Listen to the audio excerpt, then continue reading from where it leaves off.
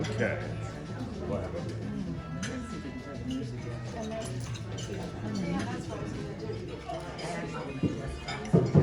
Okay.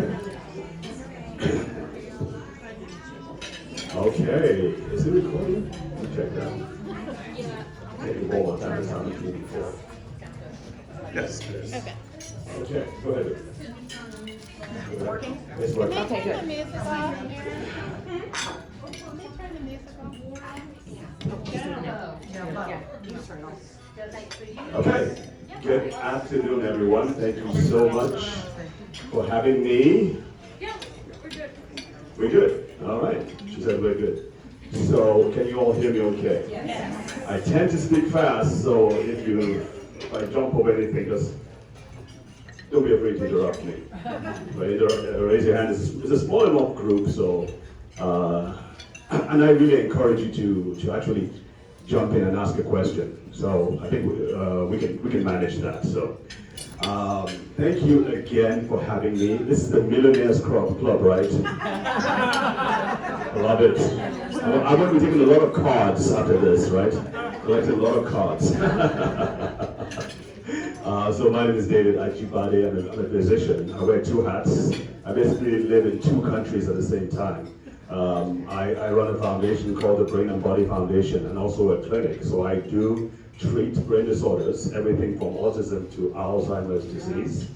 So the whole gamut, which gives me some kind of perspective. Also, being from a third world country, someone actually yesterday said, you should stop calling them third world countries. That's a white construct. I'm like, okay, well, how about impoverished country? Would that work better? So, I mean, the problem is that it is what it is. We have nothing when it comes to brain disorders. Found out here too, I mean, we got a lot of treatments, but when it comes to, am I speaking too fast? No. Okay. Thank you. So when it comes to treatment and actual recovery, surgery is great, don't get me wrong. But when it comes to chronic conditions like autism, like ADD, like, of course, dementia, that's a bit of a challenge for many, shall we say, traditional neurologists. And I'll be getting into a reason why it's such a challenge, because I'll just say it real quick now, but going to it deeper, we tend to look at it, at the brain, in isolation, as a silo, not realizing that the brain is influenced by several organs, several tissues in the body. So that's the part I do in Nigeria. I still run a clinic. Next week Friday we have outreaches. We treat kids free of charge with all kinds of brain disorders. Now over here, I'm not licensed, so I'm just going to put that out there first. But we do have clients around the world who are willing to sign waivers where we treat all kinds of brain disorders, especially dementia. How many people here is living or are living with people who have dementia? Okay. Or no people. Okay, usually I have more hands than that go up. You have two hands. I do. Okay. She has two hands up. Okay. Anybody else have two hands up? You have two parents? Both parents? Father and father-in-law. Oh my God. My heart goes out to you. I mean, it is not an easy thing to take care of, even for one person. I don't know if you know this, but 30 to 42% of all loved ones, I mean the caregivers now, pre-deceased, the primary patient. Okay. They die before. They die before their loved one. It's a big problem, and I think we tend to overlook that group of people, and I think it's a mistake.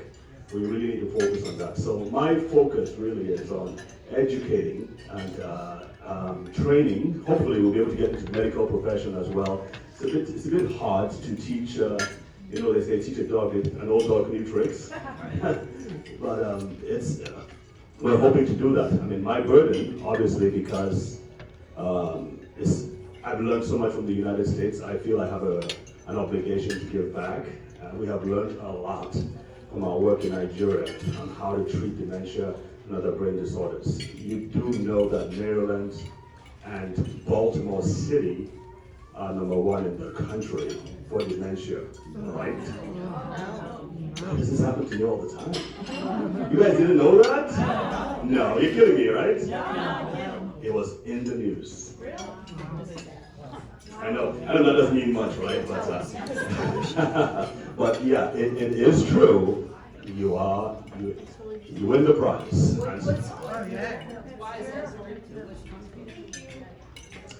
I always get this question. So don't quote me on this, but there are three main reasons. One is obviously because you have the big centers, neurological centers that are actively looking for it, right? That makes sense. Johns Hopkins, Maryland. The other one obviously is industrial based. We have a lot of lead and toxins that for decades have been here. And the third one is what I get in trouble for, but I'm black, so I can say it. Is that blacks are twice as likely to have dementia as whites do. So, and Baltimore is what predominantly black. So there's a higher rate of that in the country, in the city. So those are the main factors. I think the number one factor too is very big because when you're actively looking for something, you tend to find it, right? So that's a big factor too. Because Detroit and Memphis have larger African American, they're larger cities with larger African American populations, but they're not number one. Okay? So. Yeah, you're going to find a few more interesting things from this talk, I promise. I promise I will not bore you. I hope. All right, so the talk is keeping your marbles, and obviously the obvious reason is I feel that I was telling Anne this. I was like, people tend, most people know what to do to take care of their hearts. They know what to do to avoid cancer, maybe. But when you ask them, even those who have gone through it with their loved ones, you ask them this question: how do you prevent dementia from happening to you? And it's a blank stare almost 99% of the time. They have no clue. I'm like, did your doctor not, when you were going through this process, did you not find things? So clearly, even with the AI and all the internet information out there with all the doctors, people still are at a loss to what to do when it comes to preventing dementia. That is a tragedy, folks, because this is sweeping the world. It is the number one cause of death in the UK. It is the number two cause of death. Can you imagine that? Number two cause of death in Australia is the number one cause of death among women in Australia. Yes. Alzheimer's disease. When I was in medical school, now almost 30 years ago, it was the disease of the very, very, very old white person. I don't think I ever saw a person with Alzheimer's disease. One reason for that is that we don't have that longer a lifespan over in Nigeria. 53, 54 is still what it is these days. I mean, that's terrible, right? But we just never saw it. But now we're finding out it's bad in blacks. And then the age level now, we're seeing people in their 40s having dementia. So we've got to get a handle on this, and the way we get a handle on this is by teaching individuals what they need to know to take care of their brains, not just their bodies, but their brains. Everybody say my brain. My brain is top priority. We didn't do it right. We're gonna do it again. My brain is top priority. And you see, it has specific rules. It's not your general silly advice I just thrown out willy-nilly. It's not exercise more, eat less, sleep better. And the same things we've been hearing since we were kids, right?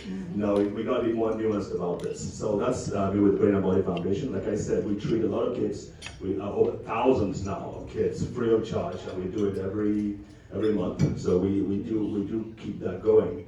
And I kind of owe these kids and their parents a lot, because if we hadn't made that decision to do this, I would not even be in this position to know what I'm doing when it comes to dementia. It was part of what we learned that we now started applying to adults and adults with Parkinson's disease, strokes, dementia, and so on. But we had, like I said, nothing. No lab tests. We couldn't find.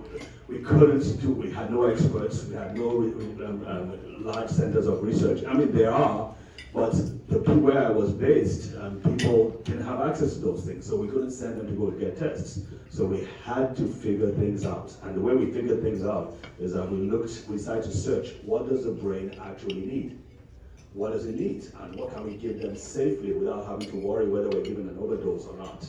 And it came down to specific kinds of nutrients. And if you think about it, the brain is like any other building, right? The body is like any other building. If you damage, let's say, damage this wall over here, right? What do you need to fix it? You need the raw materials, right? The building blocks. You need the experts to come in and put them in the right place. And maybe you need some energy, right? Because you need energy for them. You need some food for the people who are doing the work, obviously. And also the drill, the whatever it is, they all require energy. So those three things, you need those three things to fix any problem in the body. The problem with the brain, why it's so difficult to fix, is that it's, first of all, it's building block needs are so exquisite, they're so specialized, they're so definite that you just can't get them from changing your diet alone. Especially when you have talking about dementia and when there's major brain damage or brain deterioration. You just don't get them from diets. You just don't get them from sunlight or whatever it is. All those things are important. But and that's where people like me come in, because I have spent the last few decades really searching for these vital nutrients that the brain must have in order to fix itself. Once you give it those resources, it's being the master builder will fix itself. The problem is that it's been starved of those resources. I know that sounds super simple, and probably your doctor has never told you this before. That's why I'm going to give you this trigger warning. I'm going to show you a lot of slides. I'm going to give you a trigger warning because people tend to get upset with me when I say things, especially if the doctor from a place like Johns Hopkins has said the complete opposite. So please bear with me. Just hang on. Don't walk out. Okay?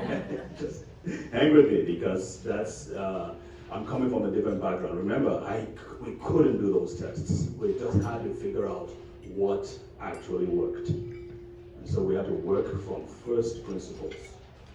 That's a term that, I won a few awards for this. In fact, last week we won the best non-profit organization in the whole of Africa for the work that we are doing. So that's a pretty good thing.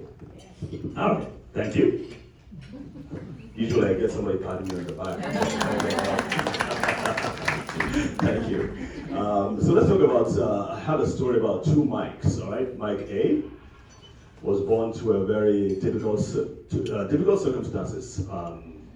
Teenage mom, alcoholic, drug addict, went from one foster home to the other, eventually couldn't make it in high school, so joined the military, was in some of the most devastating parts of the world, saw things that no normal human being should see. Had a few concussions, was involved in a lot of combat, lost a few friends. When he got back home, he found out that his wife had run off with his best friend along with their two kids. So he's bitter, he turns to drugs, he has diabetes, hypertension,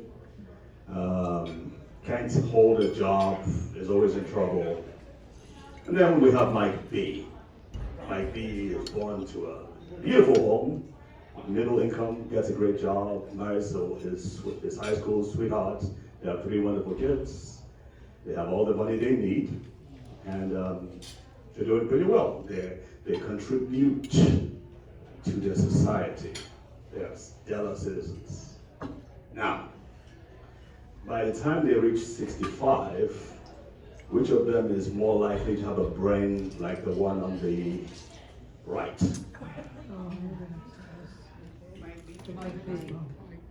Who? The first one? The second. Someone says the first one. Okay. Someone says the second one.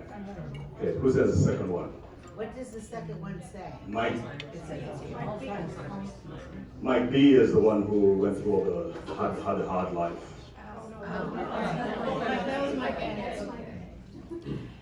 Mike A had a hard life. I'm sorry, yes. Mike A had a hard life. Right. Man. He had the good one. Mike B had a good life. So which of them is more likely to have a higher risk for dementia by the time they turn 65? Perfect. You what? Being the devil's advocate. Shit, you're taking B. I said B. You said B too. Okay, it's A, folks. Come on, help me brother out here. I mean, that was a layoff. It was a trick question. I mean, come on, folks. Okay, so yes, definitely. So for the obvious reasons that, why would you choose Mike A? Why would you choose Mike A? Because this environment.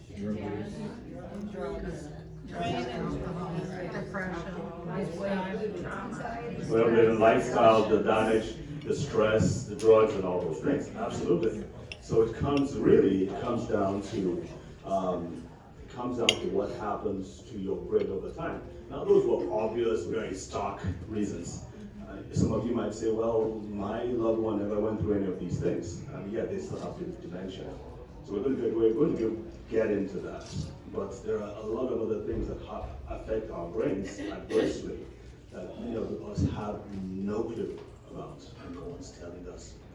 And so it's like people are blindfolded. This is the way I see it. People are just blindfolded and they're walking unaware, just off the edge of the cliff, and it's just happening over and over and over again. Yes, ma'am.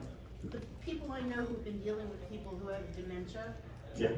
what seems to be a chronic thread is that in our society, people will deny it until it's quite advanced. Yeah. Trust me, it's not your society only. It's a lot worse in our society. They'll deny it even if it's really obvious. Okay, well that's just what I've heard people complain about. Yeah. Especially the ones closest to don't want to see it, so they don't. Right. Or you're talking about the loved ones who do not have the dementia. They're the ones who are in denial. Oh, okay. That too. And usually the loved ones kind of try to tell them there's something going on. And I saw that with autism as well. So, I mean, usually with the fathers are the ones in denial. The mothers are like, obviously this kid is having a problem, right? But we're talking about Alzheimer's disease. So your mission is to prevent this normal from becoming abnormal. And it is all on you. You got to accept this. It is your responsibility. It's not your doctors, not your loved ones, not God's. It's your responsibility, and it's something that you're doing or not doing in your day-to-day life that is either taking you towards it or moving you away from it. And so you need to know what those things are. And like I said, most people simply don't. And my job is really to show these things out to you. Obviously, 45 minutes is not going to be enough, so we'll show you how you can get some information about it. Here's my favorite quote, definition of Alzheimer's disease by the Alzheimer's Association. Is anybody associated or with the Alzheimer's Association here? Anybody linked? Know anybody? Right, so you should know somebody. You know somebody here. I'm going to give you an assignment afterwards. So Alzheimer's is a degenerative disease, brain disease, that is caused by complex, can you see that? Yes. Okay, good. By complex brain changes following, and that's the key, following cell damage. It leads to dementia symptoms that gradually worsen over time. So let's break it down. First step, damage, then complex brain changes, then degeneration, then worsening symptoms. So the problem, I mean, it's a great definition, but it's not perfect.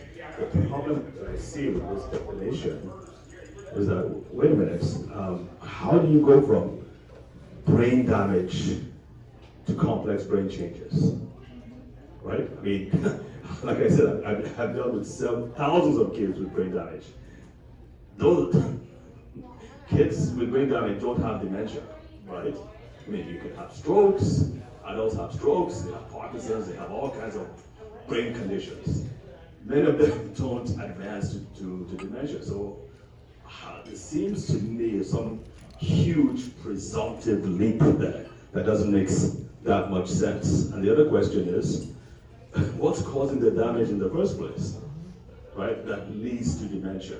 So I had to do a lot of studying and figuring things out myself because the medical textbooks do not necessarily show us these things. So we had, like I said, I'm in the jungle back there. I mean, okay, maybe that's a bit of an exaggeration, but we had nothing, so we had to figure these things out. And a lot of the things that I learned came from just traveling back and forth twice a year from Nigeria to the US. Anybody I could find that knew a little bit about a certain area, I would go find them and basically sit at their feet, and they would teach me. Some of them invited me into their homes. That's why I love this country so much. I mean, they were letting a total stranger like me. They would teach me. Some of them would get me free of charge into their conferences, and pay for my hotel and food and all that, because they saw what we were doing back home. So like I said, I mean, I love this country.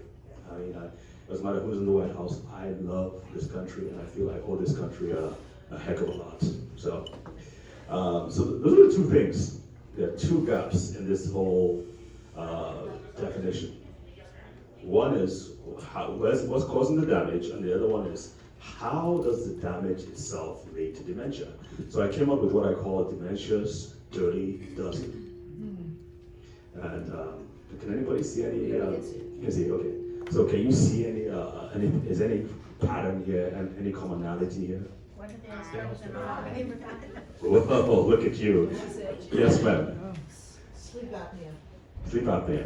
Sleep apnea, I was reading that because your brain's not getting the Oxygen, oxygen that's that right. it needs, that it's always important to have the right pillow, and I finally just found one. But Yay. it almost had a pillow because Was it my pillow? Yeah, I had my pillow. It was an aqua pillow. I got an aqua Okay. But it really comes down to the pillow and how you sleep. Absolutely. That matters a lot too. So that would come under which of these? Insomnia. Insomnia. Bingo. A big problem among you ladies, folks. Massive. And I was giving a talk, so I give specific talks to women on dementia. And this lady said she does not sleep. I'm like, what do you mean you cannot sleep? She's like, nada. She doesn't sleep. I'm like, that is mind blowing. Literally. You can't see it? Do I need to move away? Yes, thank you. Okay. Do I need to get out through the door? Just kidding. All right. So What is insult? everybody asks that question. What is insults? It's not someone saying your mama. Concussions. Concussions would be under injuries. Oh, okay. So strokes, concussions, also the psychological injuries, psychological trauma, PTSD, and so on.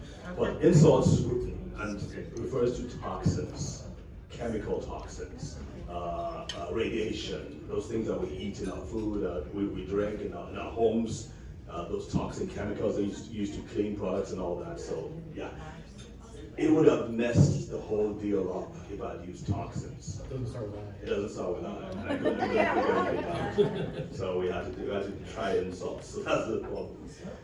So we know what's causing the damage, and again, I have an ebook that's kind of like goes through each of them. You can get it on our website when the website is back up. But it's all about brain energy. So that's the other thing that I feel that we're missing. Let's come a quick detour here. You may not be able to see everything here, but if the brain has all the energy it requires, and the brain, more than any other organ in the body, it requires more energy, right? So it's 20% of the energy that is produced goes to the brain. It's about 2% the size of the body, 2% of the body weight, but it requires 20%. So it's an absolute energy hog, right? But if it has not the energy it needs, it's going to be doing all the things it needs to do, right? Speaking, thinking, complex calculations, navigation, and it has all the things here, as well as running the body, running the machinery of the body, everything from digestion to respiration and so on. So, real quick, so when people have dementia, it's not just a memory problem.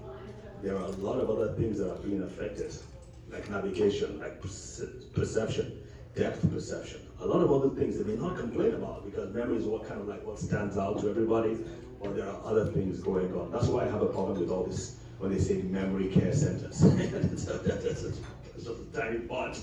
There's a lot more that's going on. Okay, So if everything is going on, it works well. If it's not having enough energy, a lot of things go wrong. And one of the things I want to point out to on the left side in brown, it says the plaques and tangles. The brain is supposed to clear those things out, but if it's not having enough energy, the tangles, the plaques, amyloid plaques, you've all heard about that, right? The plaques, tangles, tau tangles. So the plaques on the outside of the neuron, the tangles are on the inside of the neuron. So those tend to build up and cause damage. So that is what most treatments, we're talking about 30 billion to 100 billion has been spent on researching to figure out the drug that would remove specifically the plaques, not the tangles, but the plaques, okay? Now, that seems straightforward enough, but from the little you know from our discussion, is not enough. Because removing the plaques, does that necessarily restore the energy that has been lost? Absolutely not. And yet we're pushing this, okay? So, to have the energy the brain needs, the brain needs to function, it requires a lot of inputs from several different sources. It needs stimulation, it needs challenges, it needs oxygen, obviously, it needs nutrients, a whole bunch of stuff. If your brain had everything it required at every point in time throughout your lifespan, sometimes you need more, sometimes it needs less, depending on the circumstances. If you're going through, quote unquote, like a divorce, for instance, your brain is under stress. So it's going to require more help and support that helps to mitigate or to cushion the effect of that stress. I'm just using that as an example. If you've had brain surgery, if you've had any kind of surgery, that's a lot of stress on your body, so it's going to need more.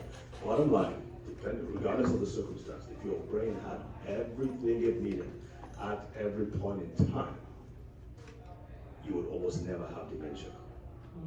Does that seem like a good enough, does that statement kind of make sense? Yes. Good. So I have this diagram here, so I read it. What I just need you to focus on is on the, you see on the horizontal, the vertical axis, you've got from 20 to 100.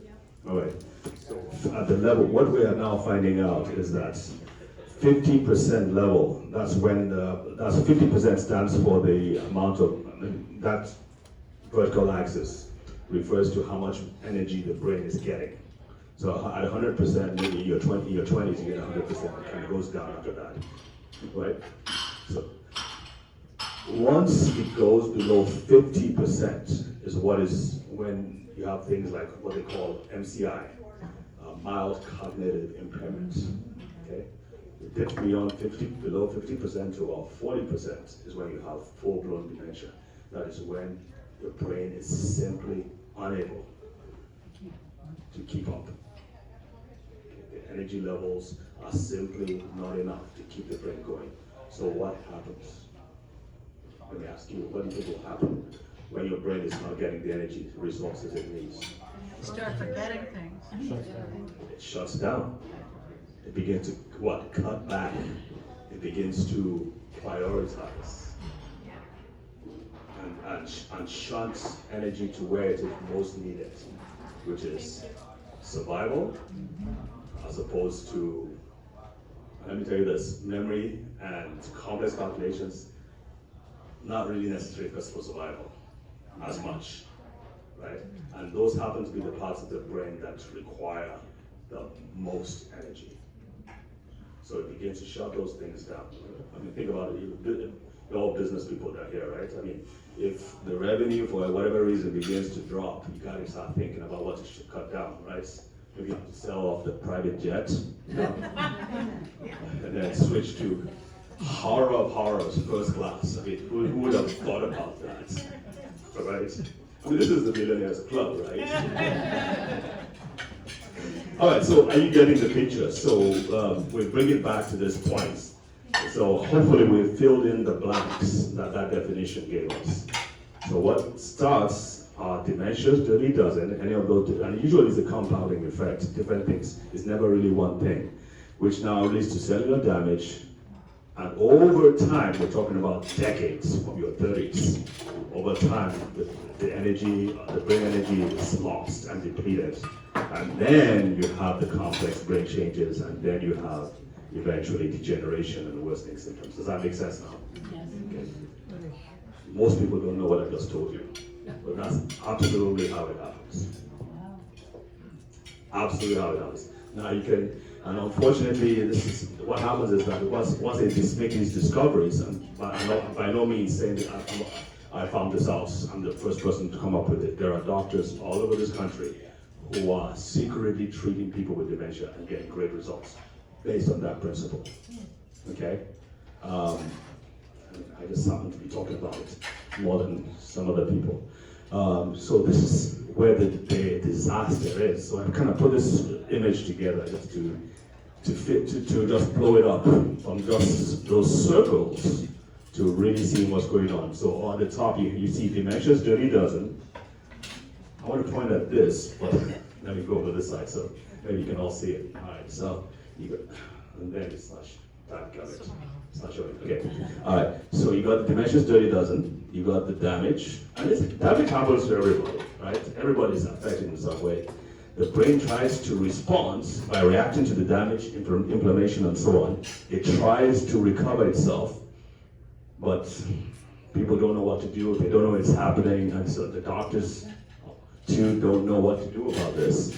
I mean, they try something, but sometimes it doesn't work. So it becomes a vicious cycle, and eventually the energy being generated in the brain drops to below 50%, and then below 40%, and then that's when you have dementia. Now let me ask you a trick. This is not a trick question, I promise.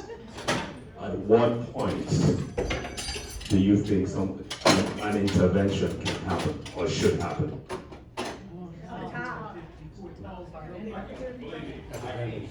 What? At what point? You said what? At the top. Okay, anybody else? Am I in the picture? Yes. Yes. I don't want to miss it. At what point? As a matter of fact. So, anybody else? At the very top. Obviously, at the very top, that's the first place to start. But what if you can't make it at the very top? What? The damage? The truth is you can, at every point in time, you can. All the way down. If you know what you're doing, you can intervene. And obviously it gets a lot harder here. And most of my patients come on it like this. They are gone. And according to medical science, that's impossible. But we're still seeing turnarounds as long as they stay with the program. And it's not about how good we are. It's really about how good your brain is. It's just waiting for you to give it the tools and the resources it needs. Okay. You know, why is this so shocking? I mean, obviously because we taught this the complete opposite most of your life, and maybe some of you have seen the failure. I mean, you've seen your parents, grandparents, maybe, some of them so on. You tried everything because you loved them so much. You tried everything, it didn't work. So in your mind, you think that this is absolutely impossible. Okay? I mean, but think about this. So I sent my staff in Nigeria, I sent them a simple PowerPoint slideshow. I sent it to them, and out of that slideshow, the AI produced an entire podcast. All right? Not only that, they produced their own slideshow, produced an ebook, and they produced a bunch of other things just for us. I wasn't even talking, it was simply a PowerPoint slideshow. How can we think that that's possible in this day and age? I know we find it so hard to believe that the brain can reverse its own damage. Why is that so difficult? It shouldn't be. Okay, so the problem is not just memory. The brain is failing. It's basically like, what's your name, sir? The token white, the token black, token man. Alex. So like what Alex said, it's shutting itself down. That's what's happening in the brain. The brain is You ladies could be nice to Alex, okay? Absolutely. Promise? Yes. Okay, good. I use the stones to destroy the stones. You know where I got that from? You guys don't watch Marvel movies? Yeah, absolutely. Thanos! Some enlightened person in the room, finally. Okay, so here's what I talk about when it comes to keeping your marbles, right? We've already talked about the three things, but think about your brain as the kingdom within the four walls, and you got the moats. I mean, you can't see the soldiers now, but they are somewhere there on the walls. But the brain is what is inside the city. The brain is the citizens. They're the ones who marry, they trade, they build, whatever it is. They raise taxes for the king, and da da da da da. The moat and the buildings around are to protect against attacks. Obviously, there are also counter-terrorism units within the city to spy, to root out the spies. Let's not get too complicated here. All right, but when dementia happens, it's because the attacks are either the attacks are greater from the outside. Remember the picture. So there are more attacks which damage the walls and eventually get into the city, or the walls themselves are weak. They don't have enough protections. And then number three is when things begin to go south, they don't get prompt treatment in time. So those are the three main reasons. So the solution to this is really to do the opposite, right? Reduce the attacks, but if you don't know where the attacks are coming from, how are you going to do that? You've got to strengthen your defenses. Your brain and body have specific defenses that have been set in place to protect the brain. Those defenses tend to break down over time and with age, obviously, but there's a lot of things you can do to strengthen those defenses if you know what to do. And then number three is know how to work with your healthcare system. There are specific tests, for example, that you should be ordering on a yearly basis that will help to give you a rough idea. These are not like elaborate tests. These are not tests you have to go to Johns Hopkins for. These are tests you can do in any regular lab, which your doctor may not know about. So you gotta know what those tests are. And then obviously I said, is dementia reversible? The truth is that's a silly question because there are actually dementias that are called reversible dementias. So you've heard that before either. Okay, everybody just thinks dementia is irreversible. They're all gonna die. There are several dementias that are reversible. Now, Alzheimer's disease is touted as irreversible, but I can tell you again, even at that, it's not that big bad wolf that it has been made out to be. It is not, no matter what, going to huff and puff and blow your house down. Okay? It is. So when I'm addressing dementia, and then, like I said, I have patients around the world. Obviously, over here, I'm not licensed, so you gotta, there's litigation issues and all that, so I have waivers and all that. I am not a doctor. I will tell people I'm not a doctor. I am your brain health coach. This kind of fancy term and all that. But I don't use medications at all. Even when I'm in Nigeria, I do not use medications. I strictly use, like I said, building blocks. So once we're addressing someone with dementia, how much time do I have left? You're good? Okay, great. You guys bring your blankets, by any chance? So obviously this is the key thing here. We've got to restore energy. And this is, we failed over and over and over again initially when we're treating, because we just thought, we just use the same approach we use treating kids. We just apply that to adults and we'll get the same results, because I was so sure the tools that we had were so good, they could work in any circumstance. We fell flat on our faces over and over and over again. And the main reason why we failed, I mean, I'm not saying the only reason, but the main reason was this. What is the one thing children in general do not lack?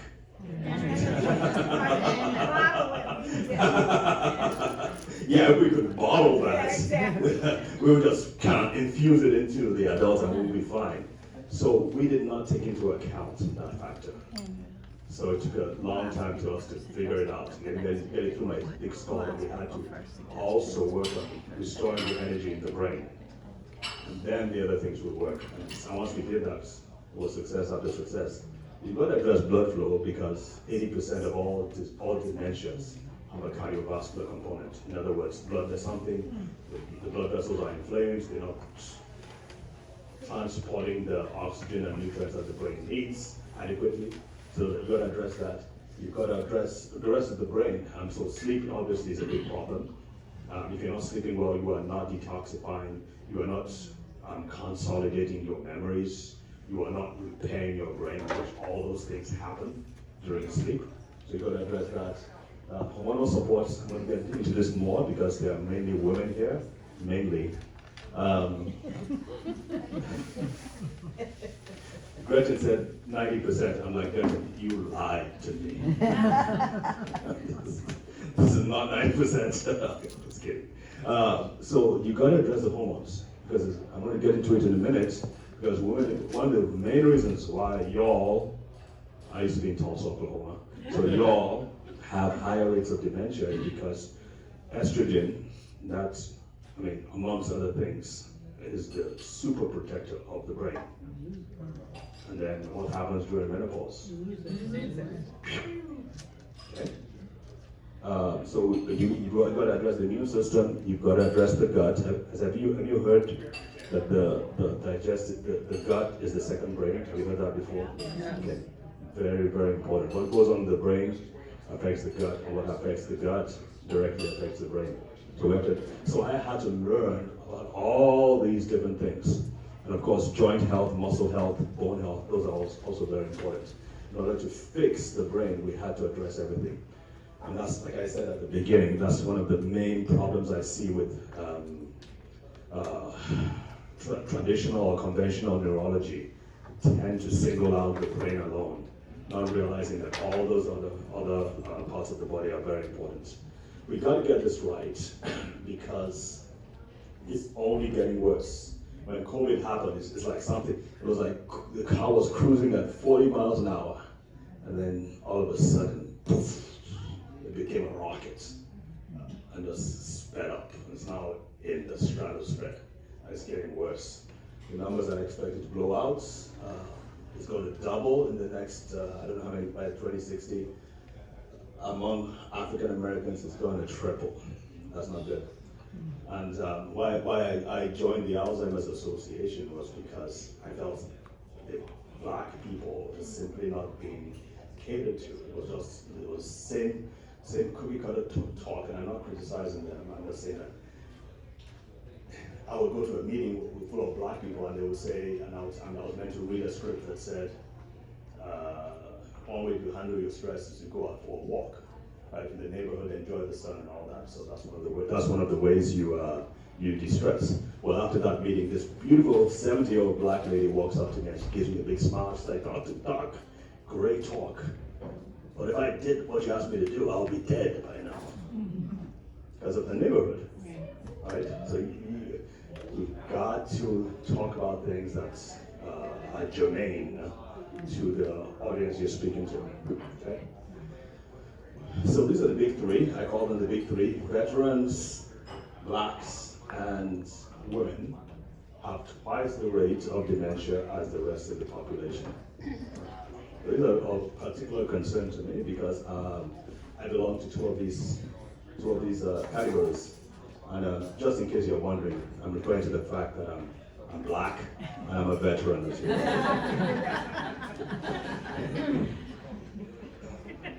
Just to clarify things, this is what for sure. Let's talk to women specifically. So this is the meat of the top. This is the meat of the top of the subject. Who knows who this is? No idea. Okay. This is Augustus Dieter. This is the first diagnosed Alzheimer's disease patient by Dr. Alzheimer himself. This was his first patient. He studied her brain, and that's when he found out about the plaques. Anyway, she was exhibiting strange symptoms. Manic depression, speech, memory problems, and so on. Anyway, I thought that was interesting because now, 100 years later, we're still talking about, we're now realizing that women have a much higher rate than men do. I'm not going to explain this, but so menopause is the problem right here. Okay, I mean, this is another picture. So the blue line kind of shows what is normal. I guess men. For men, you just have a drop in brain energy. That's what this is. So it kind of drops. Well, you see, it doesn't go below 65. What did we say happens? What is the level that dementia happens? 40%. 50% is when there's mild cognitive impairment. You have memory problems, but you can still handle yourself. You can still take care of yourself independently. You can still drive. When it's below 40%, that's full-blown dementia. You can't. You are no longer independent for the most part. All right. So what happens? The purple line is the woman. So at around the 50s, for some people, there's a steep drop in energy levels in the brain as a result of the drop in estrogen and a few other, even testosterone, thyroid hormones and all that, but estrogen is a big thing. Some people say as much as 30% can have a drop that steep. I mean, if your brain has been used to enjoying top hormonal levels for 50 years and then you suddenly have a 30% drop, that can be catastrophic for some people. For some of them, it can be very distressing. And most of you kind of know a little bit about what I'm talking about. Or your husbands do.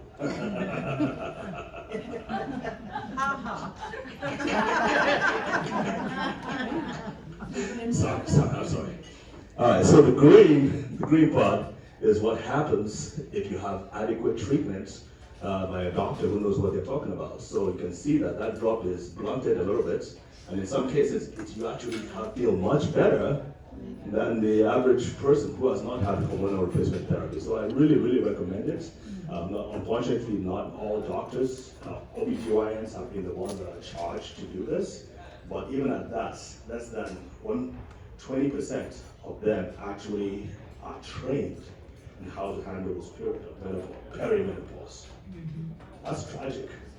And the patients themselves, women themselves, the statistics show that over 73% of them say that they don't, when they go for treatments or they go for help, they don't get adequate treatment. They don't get satisfied by their doctors. So there's a lot that needs to be done in that area. Obviously, again, in my country, we just grin and the women, just grin and bear it, right? So we had to figure out, okay, what can we do to help women who are going through this period? And we found out there's a lot. You can give them nutrients that will help their brains and bodies make the estrogen, testosterone, progesterone, thyroid hormones in the right balance. But that's another thing you need to understand. It has to be in the right balance. Sometimes people just give you patches and they don't really make sure that it's in the right balance. Okay. So, but if they do it right, it can be a world of difference. And I know a few doctors, even in town. I know one doctor, not a few. I know one doctor who is very popular and who's doing a great job. Now I asked him if I can send people his way. He's like, no, I have enough. Can you imagine that? The doctor said, I have no patience. I just don't want any more. Maybe the ladies are giving him a lot of trouble. I don't know, but I mean, he has so many patients, but because it's a big problem. All right, so estrogen doesn't affect your brain as well. It affects the brain, the bones. So osteoporosis, anyone? Yeah. It's a drop in estrogen is partially responsible for that. Skin and hair quality, the reproduction, muscles and joints and everything. Estrogen is affects a lot of things. So when it drops, you can see all kinds of effects on the brain and body. I want to talk about muscle building a little bit because women tend to have not as much muscle health as muscle strength as men do. We're now finding out that the muscles have a huge effect on the brain. I mean, who would have thought? The stronger the muscles are, the better your body and your brain. Obviously, your body for one, because we're concerned about balance and fractures and all that, but your brain directly. When the muscles are stressed, it's when they are stressed. They produce chemicals that help to build memory, repair the brain, and a whole bunch of other things. So it's becoming very clear that women need to be prioritized when it comes to strength in my opinion, anyone who's entering the retirement living community now and all that, they should probably sign an undertaking, in my opinion, that they will be doing strength training 3 times a week, because that will save them from fractures. And fractures can be a very terrible thing on the body. So we have the muscle right there. See, people are doing it. And I gave a woman's talk on dementia a while back. And so Jill on my right, your left, and that's, no, this is Janelle, that's Jill. Jill is in her 80s, Janelle is in her 60s. So when I talked about muscle health, Jill asked me a few questions. Then afterwards, she walks up to me, and then she pulls back, and then she kind of like flexes, right? You can tell she's got some good definition there, and she's like, feel that, okay? And I did, and folks, I don't know what else we talked about afterwards. All I know is I kept on saying yes, ma'am, and no, ma'am. I am not going to mess with you, ma'am. I mean, those guns were something else. But anyway, she's doing the right thing, okay? All right, so now, and this is the quiz time. How many of you have heard of a study done by the Alzheimer's Association that showed, actually you cannot answer. Just raise your hand if you've heard about the study that showed that a specific nutrient can reduce your risk by as much as 40%. One nutrient. Nobody? You're kidding. You've heard it? You don't say it yet. Is it amino acids? Nope. Is it what? B12. Is it B12? B12 does affect the brain, but no, not that. Magnesium? Magnesium, very helpful for the brain, but no. Who else? Okay. Salad with grilled chicken. Salad with grilled chicken.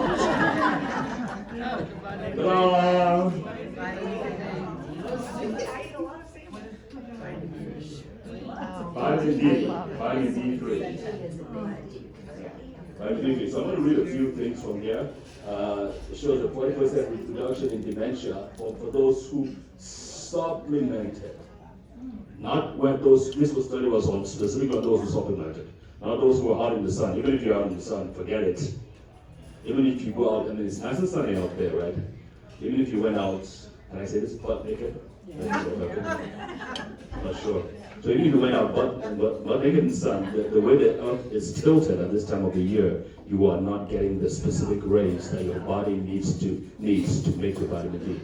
So supplementation is what they studied. The protective effect was more pronounced in women and who experienced 49%, let's just say 50%. So in other words, women, most of you all here, you can reduce your dementia risk if you take enough vitamin D supplements on a regular basis. Forget about food.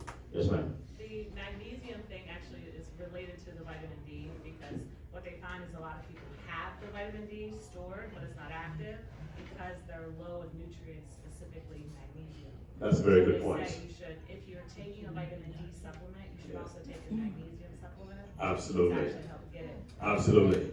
But even if you cannot get a magnesium supplement, so I come from a country where these things are tough to get, even vitamin D is tough to get. Yeah. Your absolute priority is to take vitamin D supplements. Yes, we need magnesium, we need vitamin K2, and a few other things. Yes, ma'am. Is it possible to have too much vitamin D? Yes, but that has been overblown. The risk of too much vitamin D has been overblown. And to the detriment, and it has scared a lot of people away. I'm glad a black lady asked me, can I call you black? So because black ladies have the least amount of vitamin D in the country, by far. Well, did he tell you what the number was? Okay. When you go to the doctor, make sure you know what your numbers are. It's very important. Do not let them get away with them just saying you have too much or too little. Because the range is about 30 to 100. And if you have 29, they'll say you're fine. What we now know is that for brain health, we're talking about at least 60. They say 40 to 60 is the sweet spot. Forget it. There's some cardiovascular surgeons And one of the things that we are scared about with vitamin D levels is high calcium levels. But there's a cardiovascular surgeon I know who doesn't accept anything less than 100. So his range is 100 to 150. I would think he knows what he's talking about, right? Yeah.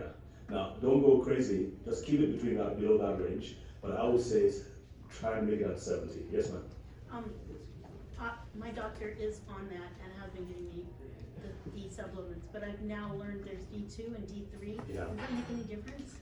Some people think D3 is more natural, it's more bioavailable. My experience has been with D3, so I generally tend to recommend D3. Okay. And I recommend it on a daily basis, as opposed to on a weekly basis, like most doctors do. Okay, there's a whole bunch of other stuff. I'm not going to spend time on that. Folks, there is no other single intervention, none, that can give you a 40% drop. None. I mean, if you wanted to go anything higher than that, you would have to maybe go, I don't sound racist, but go to Iran and do something stupid and get your head cut off. then you know that you have 100% protection against dementia, right? Because you wouldn't have a head to worry about. What's the recommended milligrams for your vitamin D? Okay, so I cannot give you specific things, but I can tell you what I do for my patients. My patients, I say, so it's not milligrams, it's international units. I say, on average, 10,000 international units during the winter time, because you're not getting any. Then during the summer, you take about 5,000 international units. Again, these are to my patients. Daily? Not you. Daily. Now, think about this. Now think about this. There are some that are 5,000, there are some that are 10,000. Now think about this. If you went out in the sun, let's call it, say, a 25-year-old boy or girl, man or woman, goes out in the sun in a swimsuit, right? They would make as much as 15,000 to 20,000 within the hour. Now think about what I just said. Your body will make, it's be less because we're older, we're not, our bodies aren't efficient, but it will make 15,000 to 20,000. If it makes that much, why would you recommend 800, which is the standard dose? Okay, it doesn't make sense. Your body, if it makes that much, it means it needs that much.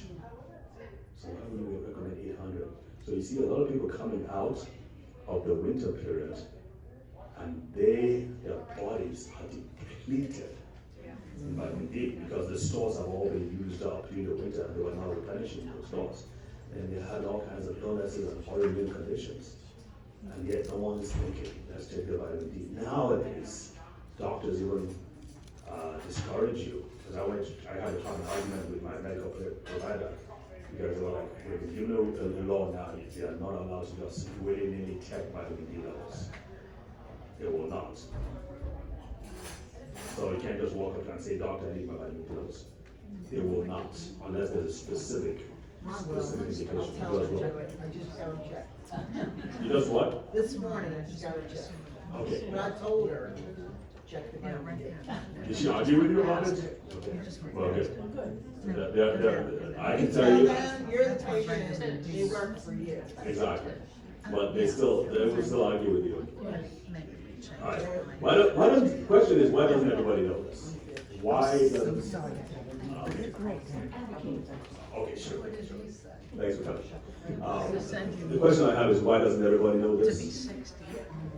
Why doesn't everybody know this? It's so important. People tend to hear this and then they gloss over it. Why don't you know this? Why don't you know this? I was speaking to a senior network. Time out? Okay. I'm going to rush over this. I was speaking at a senior center and I was like, what you need to do and what everybody needs to do is go to the, if you know somebody in the Alzheimer's Association, have them send you to that page on their websites and then you print out a whole bunch of these things and distribute to the people you need to distribute to. I'm just going to just do an overview and we've talked about all these things. Sleep is very important with ladies. There are things that can be done to improve your sleep a lot.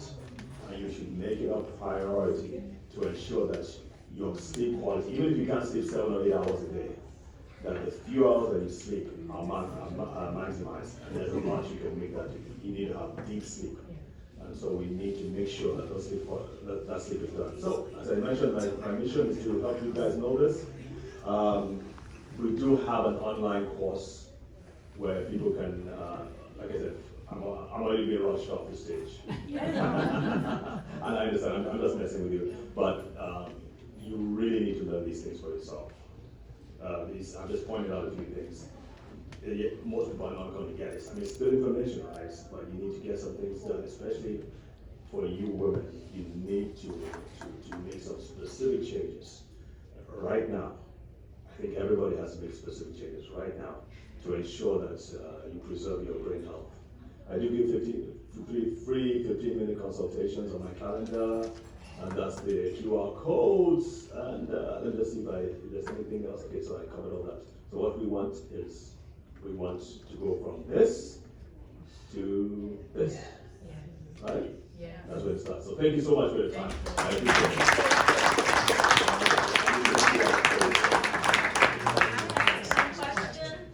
I have a question. Tests we need to ask our doctors to perform, but you didn't tell us what they were. Yeah, that's right. So, I just reel them out. Thank you. Have a good one. No problem. Thank you very much. You bet. Thank you. So, vitamin D3, vitamin B12, homocysteine, HOMOCYSTEINE.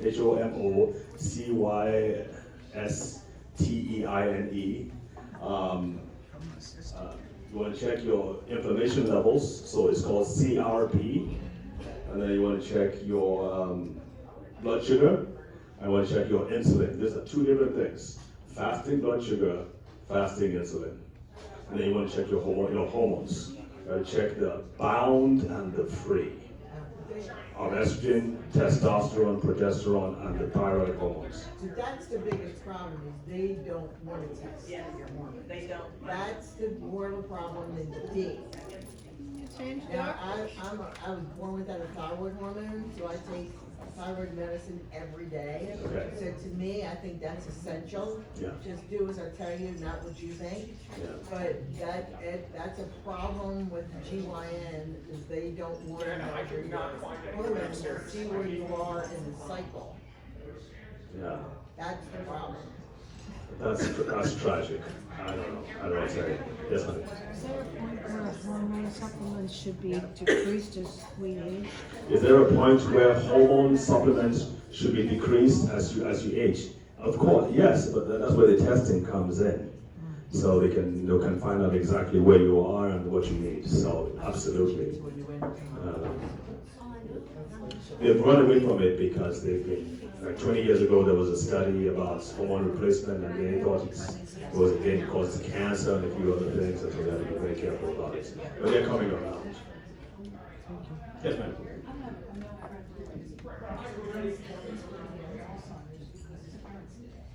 He's afraid he's going to get Alzheimer's because his parents did? Okay.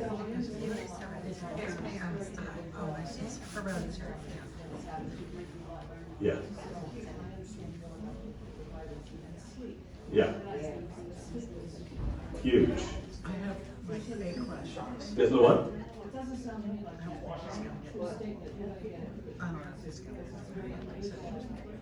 Yes. Yeah, I mean, there are some genetic inheritances that can make you more prone to it. I mean, if you have cardiovascular genes that make you more cardiovascular disease prone, you may not have the dementia genes, but you might have cardiovascular diseases that make you more prone to it. So there's a whole bunch of all these things. Doctor, Anybody else? Yes, ma'am. I got about 6 of them, so I don't. You have about 6 of them? How much sleep is enough sleep? How much what? How much sleep is enough sleep? Well, the recommendation is 7. How much sleep is enough sleep? Recommendation is 7 to 8 hours of sleep. Yes. I know. I hear that a lot too. I have another one. Well, how much vegetable? About 3 to 4 hours should be sleep. I have heard recently that hearing problems or Yes. lack of hearing has a lot to do with ladies. lot to do with developing dementia? Yes. Speak to that? Yes, there's a lot of truth to that. The hearing center is so important.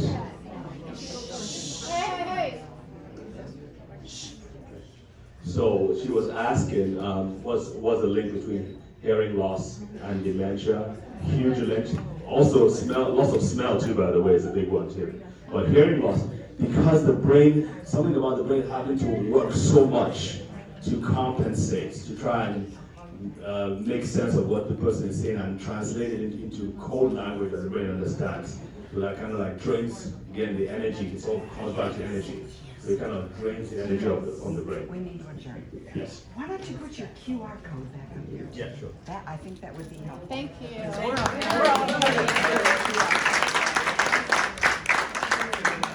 So I'd like to make a motion to adjourn the meeting. Thank you, everybody, to be here.